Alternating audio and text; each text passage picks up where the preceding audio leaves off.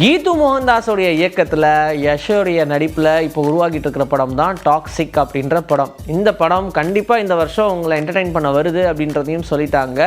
யஷோடைய birthday முன்னிட்டு இந்த படத்துடைய கிளிம்ஸ் ஒன்று ரிலீஸ் பண்ணாங்க. பார்த்ததுக்கப்புறம் எல்லாரும் மிரண்டாங்க. கீது மோகன்தாஸாப்பா இந்த படத்தை எடுத்தாங்க, ஹாலிவுட் ரேஞ்சில் எடுத்திருக்காங்கப்பா, வாட்ட காஸ்டியூம், வாட்ட ஹேர் ஸ்டைல் அப்படின்ற மாதிரி ரொம்ப ரொம்ப நுண்ணியமான டீட்டெயிலிங் அதிகமாக இருக்குது இந்த படத்தில் அப்படின்ற மாதிரி தான் எல்லாருடைய பெர்ஸ்பெக்டிவும் இருக்குது. இதில் அடுத்ததாக இந்த படத்துடைய அப்டேட்ஸ் எப்போ வரும் அப்படின்ற மாதிரி தான் காத்திருக்காங்க. ஏன்னா இந்த படத்துடைய காஸ்ட்டே அந்த அளவுக்கு இருக்குது. ருக்மணி வசத்தாக இருக்கட்டும், நயன்தாரா இருக்கட்டும், அப்படின்னு அடிக்கிக்கிட்டே போகலான்ற மாதிரி எல்லாருக்குமே ரொம்ப இம்பார்ட்டண்ட்டான கேரக்டர். அண்ட் இது ஒரு பீரியட் செட்டான ஒரு படம் அப்படின்றதுனால டெஃபினட்டாக இந்த படத்துடைய உழைப்பு அப்படின்றது அதிகமாக தான் இருந்திருக்கும். அதுக்கேற்ற மாதிரியே படம் ஒரு பெரிய பட்ஜெட்டில் உருவாகியிருக்கு.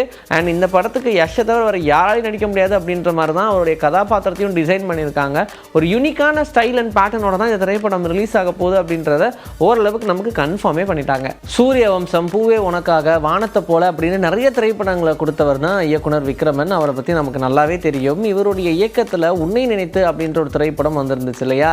அந்த படம் இப்போ மறுபடியும் ட்ரெண்ட் ஆயிடுச்சு அப்படின்றதான் விஷயம். ஏன் பார்த்தீங்க எப்போ வந்த படம் அந்த படத்தை ரீரிலீஸ் பண்ண போகிறாங்களா அதனாலயா அப்படின்னு கேட்டால் மேட்ரு அது கிடையாது. என்னென்னா இந்த உன்னை நினைத்த படத்தில் முன்னாடி தளபதி விஜயை வச்சு ஒரு சில காட்சிகள் எடுத்திருக்காங்க. 2 பாட்டு எடுத்திருக்காங்க. ஃபஸ்ட்டு அவர் தான் இந்த படத்தில் கமிட் ஆன ஒரு ஆளும் கூட. ஏன்னா பூவே உனக்காக அப்படின்ற இவங்களுடைய காம்போ நல்லாவே ஹிட் ஆச்சு. அதனால் மறுபடியும் அப்படி ஒரு படம் எடுத்தால் நல்லா இருக்குமே அப்படின்னு சொல்லி அதே மாதிரி ஒரு ஃப்ளேவரில் ஒரு படம் பண்ணோம் அப்படின்ற மாதிரி தான் இந்த உன்னை நினைத்த திரைப்படத்தை எடுத்தாங்க. பட் கதை ரொம்ப டிஃப்ரெண்ட்டாக இருக்கும். ஆனால் இந்த உன்னை நினைத்த படத்தில் விஜய் அவர்கள் நடிக்கும் போதே அவர் கொஞ்சம் ஒரு மாதிரி வேணாங்க, ஏன்னா இது ஆல்ரெடி நம்ம பண்ண பூவே உனக்காக படம் மாதிரியே இருக்குது, இந்த கிளைமேக்ஸ் எல்லாமே, அதனால் இது வேணாமே அப்படின்ற மாதிரி சொன்னாங்களாம். சரி, அவரே சொல்லிட்டாரு. அதுக்கப்புறமா ஈடுபாடு இல்லாமல் பண்ணாங்கன்னா படம் எப்படி வருமோ என்னமோ அப்படின்றதுனால இந்த படத்துலேருந்து அவர் அப்படியே விலகிட்டார். அதுக்கப்புறமா தான் சூர்யா அவரெல்லாம் ஆன்போர்ட் பண்ணாங்க அப்படின்னு சொல்கிறாங்க. பட் அவர் என்ன பண்ணியிருக்காரு, விக்ரமன் அவர்கள் திடீர்னு ஒரு வீடியோ ஒன்று ரிலீஸ் பண்ணியிருக்காங்க. என்னென்னா விஜய் அவர்கள் நடித்த அந்த காட்சிகள் எல்லாத்தையுமே எடுத்து போட்டு அந்த பாட்டை அப்படியே போடுவோம் அப்படின்னு சொல்லி பிளான் பண்ணி சூப்பராக அவருடைய இன்ஸ்டாகிராம் பக்கத்தில் ஒரு வீடியோ போஸ்ட் பண்ணாங்க. அந்த வீடியோ என்னன்னா சடன்னு வைரலாகி போயிடுச்சு. விஜய் அவர்களுடைய நடிப்பில் ஜனநாயகன் படத்துக்கு எல்லாருமே எக்ஸ்பெக்ட் பண்ணிக்கிட்டு இருந்தோம். ஆனால் படமே ரிலீஸ் ஆகலை இன்னும் அப்படின்றது ஒரு பெரிய சிக்கல் தான். அதில் நிறைய விஷயங்கள் சொல்லிக்கிட்டே இருக்காங்க. சென்சார்லலாம் நிறைய பிரச்சனைகள் வந்துச்சு. அதனால் இந்த படத்தை மறுபரிசோதனை பண்ணும் அப்படின்ற மாதிரி சொல்லி மறுபடியும் இந்த படத்தை ரிப்பீட் மோடில் போட்டு கேட்டுக்கிட்டே இருக்கிறாங்க போல், பார்த்துக்கிட்டே இருக்கிறாங்க போல். ஆனாலும் ஒரு முடிவு தெரியாமல் இருக்கே அப்படின்றது ஒரு வருத்தமான விஷயம் தான். இது இப்படி இருக்க பேசாமல் விஜய் அவர்களுடைய பர்த்டேக்கு நாமளே படத்தை ரிலீஸ் பண்ணால் என்னப்பா அப்படின்ற மாதிரி சொல்லி ஆல்ரெடி ரிலீஸ் ஆன படத்தை ரீரிலீஸ்க்கு பிளான் பண்ணி அண்ட் நெக்ஸ்ட் ஷோ அப்படின்ற மாதிரி பிளான் பண்ணியிருக்காங்க. பேக் டு பேக் படத்தை ஸ்க்ரீன் பண்ணுறதுக்கு பிளான் பண்ணாங்க. மாஸ்டர், லியோ இந்த 2 படத்தையுமே பேக் டு பேக் ஸ்க்ரீன் பண்ணலாம் அப்படின்னு சொல்லி பிளான் பண்ணாங்க. அதுக்கேற்ற மாதிரியே 7 ஸ்க்ரீன் ஸ்டுடியோ ஒரு இனிஷியேட் எடுத்து இந்த படத்தை பேக் டு பேக் போடலாம் அப்படின்னு சொல்லி பிளான் பண்ணியிருந்தாங்க. இதை குறிப்பாக நீங்கள் எல்லா இடங்களையுமே புக் பண்ண முடியாது, டிஸ்ட்ரிக்ட் ஆப்பில் தான் புக் பண்ணும் அப்படின்ற மாதிரி சொல்லி தனியாக அந்த ஆப்பையும் ப்ரமோட் பண்ணி விட்டு அண்ட் அதில் விஜய் அவர்களுடைய ரசிகர்கள் எல்லாரும் இப்படி செலிப்ரேட் பண்ணுங்கப்பா அப்படின்னு சொல்லி இந்த படத்தை ரிலீஸ் பண்ணியிருக்காங்க ரீரிலீஸாக. அதனால் ரசிகர்களுக்கு ஒரு சின்ன சந்தோஷம்.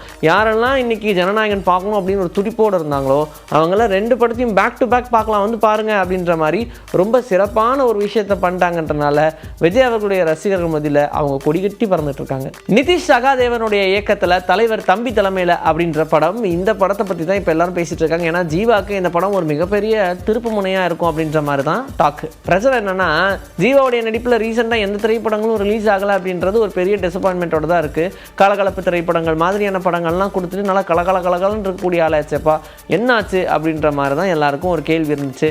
ஆனால் பேக் டு பேக் இப்போ நிறைய படங்கள் அவருடைய கைவசம் இருக்குது. என்ன ரிலீஸ் மட்டும் தான் கொஞ்சம் தள்ளி போகுது அப்படின்ற மாதிரி இருந்த நிலையில் இந்த தலைவர் தம்பி தலைமையில் அப்படின்ற இந்த படத்தை வருகிற 30ஆம் தேதி ரிலீஸ் பண்ணி விட்டுருவோம் அப்படின்ற மாதிரி பிளான் பண்ணியிருக்காங்க. ஸோ Jan 30th இந்த படம் டெஃபினட்டாக ரிலீஸுங்க, அதில் எந்த விதமான சந்தேகமும் கிடையாது அப்படின்ற மாதிரி சொல்லிட்டாங்க. ஈவன் தலைவர் தம்பி தலைமையில் இந்த படத்தை பொங்கலப்பே ரிலீஸ் பண்ணலாம் தான் பிளான் பண்ணாங்க. ஆனால் அவங்களுக்கு முன்னாடியே தெரியும் போட்டியில் நிறைய பேர் இருப்பாங்க, எதுக்கு போய்கிட்டு எல்லாம் வந்ததுக்கப்புறம் ஓஞ்சிருவாங்க, அதுக்கப்புறமா படத்தை ரிலீஸ் பண்ணுவோம் அப்படின்ற மாதிரி தான் ப்ரேயராகவே பிளான் பண்ணியிருந்தாங்க. அந்த டேட் ஷஃபிள் ஆகுது அப்படின்றதுனால தான் இந்த டேட்டை இன்னும் ஃபிக்ஸ் பண்ணாமே இருந்தாங்க. இப்போது 30ஆம் தேதி டெஃபினட்டாக ரிலீஸுங்க, எந்த விதமான சந்தேகமும் இல்லை அப்படின்னு ரொம்ப அழுத்தமாக சொல்லிட்டாங்க. இன்றைக்கி நம்மளுடைய சினி பூத்தில் சினிமா பற்றின பல விஷயங்கள் பார்த்தாச்சு. இதே மாதிரி அடுத்த எபிசோடுக்கு ரெடியாக இருங்க. உங்களை நான் சந்திக்கிறேன். Until then, this is bye from English. Take care.